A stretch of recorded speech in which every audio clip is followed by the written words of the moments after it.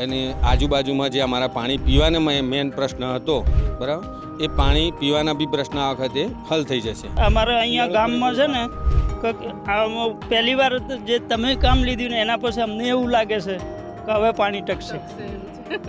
આ પાણી અમારે લગભગ જાન્યુઆરી ફેબ્રુઆરી સુધી ચાલતું હતું, પણ એવું લાગી રહ્યું છે કે માર્ચથી એપ્રિલ એન્ડ કાઢી નાખશે અને પાણીની સમસ્યા બિલકુલ હલ થઈ ગઈ છે. ફાયદો એમ કે થોડું મોય પાડું તો ઠંડોરું અને પાણી પીવું બરાબર. અને આપણને પાણી મળે છે ને આપણે છોટા ઢોરીએ છીએ ઢોરોને પાણી મળવું જોઈએ ને.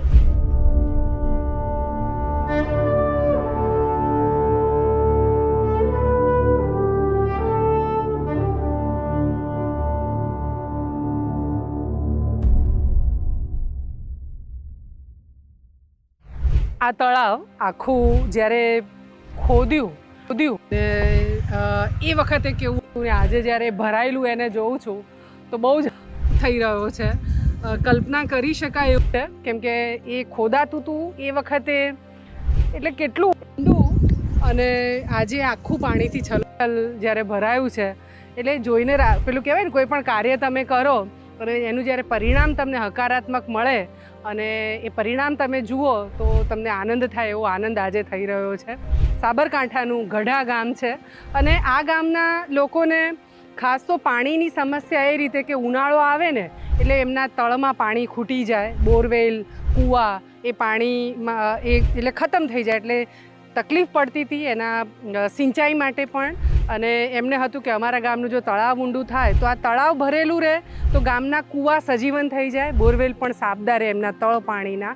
અને અમે ગામની ભાગીદારીથી આ તળાવ ઊંડું કર્યું અને બસ મેઘરાજાએ જબરદસ્ત મહેર કરી અને આખું તળાવ ભરાયું. ચંદ્રવદન શાંતિલાલ શાહ મુંબઈથી આમ ડાકોર અશક્તા આશ્રમ સાથે સંકળાયેલા એ અમને ખૂબ મદદ કરે અને આ જળસંચયનું કાર્ય કરવામાં એમણે સપોર્ટ કરેલો અને એમની મદદથી આ તળાવ અમે ગાળ્યું અને એ સરસ મજાનું ભરાયું. ચંદ્રવદનભાઈ જોવા નથી આવવાના પણ આ એમને બતાવી રહી છું વિડીયોના માધ્યમથી પણ અને અનેક સ્વજનોને પણ કે કેવું સરસ મજાનું કાર્ય થઈ શકે, ગામને શું બેનિફિટ થવાનો છે આ તળાવ ગળાવવાથી એની વાત ગામ લોકોને જ પૂછીએ અને એ લોકો કહેશે આપણને વધારે કે શું બેનિફિટ થઈ રહ્યો છે. તો તળાવ ભરાવાથી આજુબાજુના જે સિંચાઈ માટેના શિયાળુ પાક માટે જે પાણીની જરૂરિયાત હોય એના લીધે જે એના તળ એકદમ ઊંચા આવી ગયા, બરાબર, અને એના લીધે માર્ચ એપ્રિલ સુધી જે એની શિયાળુ ખેતી થતી હોય ત્યાં સુધી એ પાણી ચાલશે, બરાબર. અને આજુબાજુમાં જે અમારા પાણી પીવાને મેન પ્રશ્ન હતો, બરાબર, એ પાણી પીવાના બી પ્રશ્ન આ વખતે હલ થઈ જશે. આ ઊંડું થવાથી આ મોટા બેનિફિટ છે. અત્યારે તમે રિચાર્જ કૂવામાં બોરવેલમાં ફરક જોઈ શકો છો. હા, જે એના તળ બી ઊંચા આવી ગયા છે અને તમે એના પાણીને જે પીવાના છે એ પણ ઊંચા આવી ગયા છે. હા, તમે કોને કેટલા કૂવા બોરવેલને ફાયદો થયો છે આ તળાવથી? બેન અહીંયા બોરવેલમાં લગભગ 50 બોરવેલ હશે આ લાઈન ઉપર અને 20 કૂવા હશે.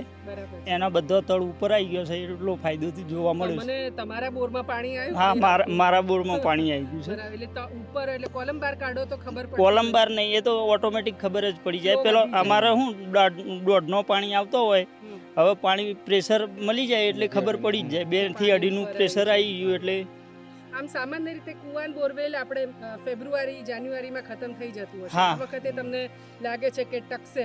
આ વખત અમને લાગે છે કે જો અમારે અહીંયા ગામમાં છે ને પહેલી વાર જે તમે કામ લીધું ને એના પછી અમને એવું લાગે છે કે હવે પાણી ટકશે. અને ગામનો ઉત્સાહ પણ હા, બહુ ઉત્સાહ. તળાવ ભરાયું જોવા આવ્યા હતા લોકો? હા, બધા જોવા જોવા આવ્યા માટે આવ્યા હતા. બધા કેમ કે આમ જોવા. આટલું સરસ મજાનું ગળાવું હતા. હા, ગામ લોકોનું બી આનંદ અને થયો એના 2-3 લીધે. વર્ષથી પહેલી વાર તળાવ આટલું ભરાણ્યું છે. અચ્છા, એટલે. બરાબર છે. તમારે કઈ કેવું છે તમારા કુવામાં કે એમાં શું ફાયદો છે? હા મેડમ, બહુ મોટો ફાયદો થઈ ગયો છે ગામવાળાનો બી. ગામનું જે બોર હતું પાણી જે ગામમાં પાણી આપવામાં આવે છે પીવાનું, એમાં બહુ મોટો ફાયદો થઈ ગયો મેડમ.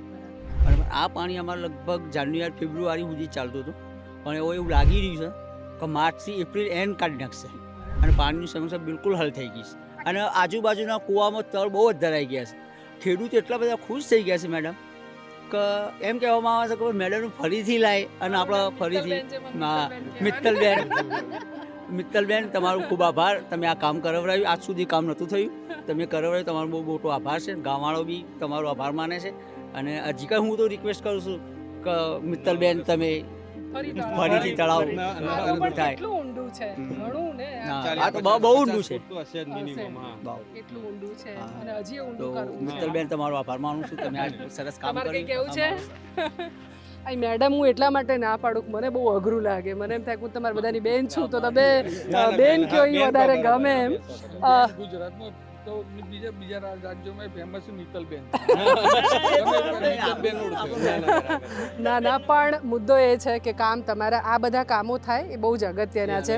ટીવીભાઈ, પંચાયતના સદસ્યો તો બહુ બધા થતા હશે, ઇલેક્શનમાં જીતાતા હોય ને બધું. તમે તમારા વિસ્તારની બહુ ચિંતા કરો છો. અમને સરકારી ગ્રાન્ટો તો તમે લાવતા હશો તમારા વિસ્તારમાં, પણ અમારા જેવી સંસ્થાઓને પણ તેડી આવો છો કે ભાઈ અમારા વિસ્તારમાં આ કામો કરો.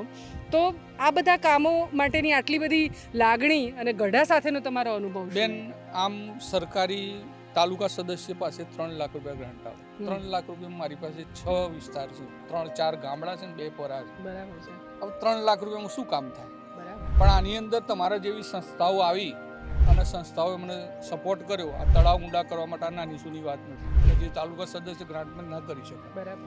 તમારી સંસ્થાએ કર્યું, એનાથી આજુબાજુના બોર કુવાઓ રિચાર્જ થયા અને તળ ઊંચાયા.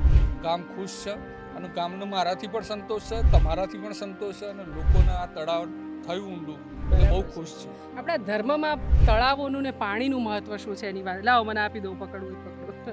એમાં બેન જો અમારા મુસ્લિમ ધર્મની અંદર ખાસ ઇમામ હુસેનનો કિસ્સો લગભગ દરેકને લાગુ પડે.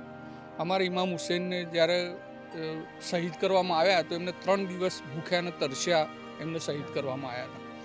એટલે અમારો ઇસ્લામ ધર્મ એવું કહે છે કે પાણીનો જરા પણ બગાડ ન કરવો જોઈએ. અમારા ઇસ્લામમાં એવું છે કે 750 ગ્રામમાં વજુ કરવું જોઈએ. વજુનું પાણી પણ વેસ્ટ ના જવું જોઈએ. એટલે હું તો એક દરેક મુસ્લિમોને કહું છું કે ભાઈ આપણે પાણી, અને બીજા સમાજવાળાને, બીજા હિન્દુ ભાઈઓને બી કહું છું કે પોતાનો બોર હોય અથવા નળ હોય તો ખુલ્લા ના મૂકો, જેમ તેમ જવા ના દો, ટાંકી ઉભરાઈ ના જાય એનું ધ્યાન રાખો. આ બધા આરોનું પાણી જે નીકળે છે એના માટે સ્પેશિયલ ડોલ રાખો અને એ બી વાસણ ધોવામાં કે એમાં ઉપયોગ કરો. પાણી છે એટલો જ સમય. આજે આમ જોવા જઈએ તો પાણી દરિયામાં ને એ બધું છે પણ આપણા કામનું નથી. એના માટે આપણે અહીંયા જ આપણે કંઈક કરશું તો એનો બેનિફિટ આપણને મળશે. તો પાણીનું મહત્ત્વ, એને બચાવવાનું મહત્ત્વ ઘણું બધું આપણે સૌ એને જાણીએ છીએ. અમારો તોહિદ છે એ સતત આ બધા કાર્યો માટે મથતો હોય અહીંયા આગળ. અને સાબરકાંઠામાં કેટલા સંકલ્પો કર્યા છે, કેટલા તળાવો કરવા છે? 250 તળાવ કરવા છે બે. એવો સંકલ્પ છે. Yes. તો એનો સંકલ્પ અમે સંકલ્પ કર્યો છે કે 1000 તળાવો કરવા. તો એ પણ પૂરા કરીશું. તમે સૌ સાથે આવશો તો આ સંકલ્પને પૂરો કરવો કંઈ બહુ અઘરો પણ નથી. અને પાણી એનું મહત્ત્વ હું શું કહું, મારા ખ્યાલથી દરેક વ્યક્તિને એની ખબર છે. જેમ હવા વગર એટલે ઓક્સિજન વગર આપણે જીવી નથી શકતા, એમ પાણી વગર પણ આપણે જીવી નથી શકતા. ગ્રામજનો ભાગીદારી કરે તો કેવા સરસ કામો થાય એ આપણે જોઈ શકીએ છીએ. અમારા જળ સંચયના કાર્યો ભાગીદારીથી જ અમે કરીએ. ઇવન વૃક્ષો વાવી ઉછેરવાનું પણ ભાગીદારીથી જ થાય. ગઢાનું આ તળાવ જસ્ટ ખાલી એનું માપ આપણને ખબર પડે. ઊંડું તો બહુ જ, તો હું બહુ નીચેથી ચડીને છેક ઉપર આવેલી, એટલે ડેમ જેવું ભરાયું છે. મને ભાવનગરનું મેથળા ગામ યાદ આવે છે, તળાજા પાસેનું. અને બગડી નદી મેથળા ગામ પાસેથી પસાર થાય અને સવાલ હતો દરિયાનું પાણી એ બગડી નદીમાં થઈ અને મેથળા અને એની આસપાસના લગભગ 13 થી 15 ગામોને નુકસાન, ખારાશ એની ફેલાવીને કરી રહ્યું હતું. ખેતીમાં પણ નુકસાન થઈ રહ્યું હતું. ગામ લોકો વિનંતી કરતા હતા કે એક બંધારો જો બગડી નદી ઉપર બંધાઈ જાય ને તો એમની ખારાશ અટકી જાય, મીઠા પાણીનું સરોવર થાય તો પીવા અને સિંચાઈના પાણી માટે પણ એનો સરસ ઉપયોગ થાય. અને સરકાર ખૂબ રજૂઆતો, એટલે લગભગ એ લોકો 2000ની સાલથી બંધારો બાંધાય એ માટે રજૂઆત કરતા હતા. અને કરોડો રૂપિયા એના માટે ફાળવવા માટેની ક્યાંક સરકારની તૈયારી પણ ક્યાંક લાગતી હતી. પણ છેવટે એ કામ થતું નહોતું. છેવટે લોકો કંટાળ્યા અને 2018માં લોકો સામૂહિક રીતે ભેગા થયા તે 15 ગામોના અને 15,000 શ્રમિકોએ ભેગા મળીને મેથળા બંધારો બાંધ્યો. અને એ એવો બંધારો હતો કે બંધાયા પછી એની ચર્ચા વિશ્વની બહુ ખ્યાતનામ ચેનલ જેને કહી શકાય, બીબીસીથી લઈને અનેક વિદેશોમાં પણ એની નોંધ લેવાઈ. કેમ કે લોકોએ સામૂહિક રીતે પોતાનું શ્રમદાન, પોતાના પૈસા આપીને 55 લાખના ખર્ચે એ બંધારો બાંધેલો, જેની કિંમત સરકારી આંકડા પ્રમાણે લગભગ 80 કરોડથી પણ વધારે આંકવામાં આવી હતી. એ બંધારો આ વખતે પણ ઓવરફ્લો થયો અને લગભગ ખેડૂતોને 15 કરોડથી વધારેની આવક હવે ખેડૂતો ત્યાં લેતા થયા છે. પીવાના પાણીની સમસ્યા ઓછી થઈ ગઈ છે, ખારાશ આગળ વધતી અટકી છે અને મીઠા પાણીનું સરસ જળ એટલે સરોવર આખું નિર્માણ પામ્યું છે. આ મેથળા એટલા માટે યાદ આવ્યું કે આ ગઢાનું આવું સરસ મજાનું જ્યારે હું તળાવ જોઉં છું, ડેમ જેવું, એટલે જોઈને આપણને થાય કે આ અદ્ભુત કામ થયું છે. સરસ એક વાત ક્યાં વાંચેલી, રહીમન પાની રખીએ બિન પાની સબ સુન, પાણી ગયે ન ઉબરે મોતી માનુસ ચૂન. રહીમ એટલે દોહો છે, રહીમ કહે છે પાણીનું મહત્ત્વ બહુ જ વધારે છે, એને સાચવીને રાખો. એ કહે છે કે પાણી જો ખતમ થઈ ગયું ને તો તમારી પાસે મોતી એટલે કે ધન હશે, બહુ બધી સંપદા હશે, પણ એ સંપદા, એ ધન કોઈ જ કામનું નહીં રહે. લોટ ખાવા માટે જે આપણને જોઈએ છે, રોટલી બનાવવા માટે, એ પણ આપણને નહીં મળે.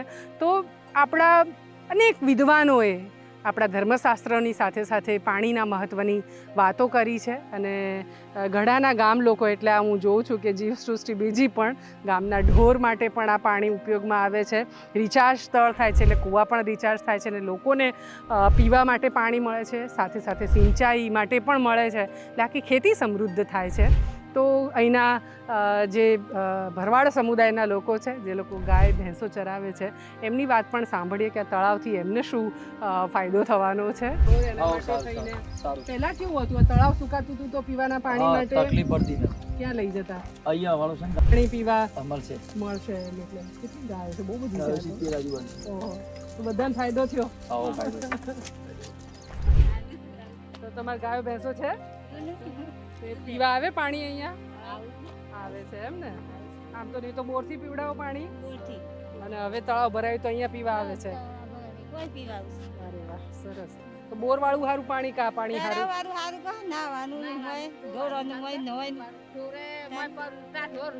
અચ્છા, એને સારું રે એમ.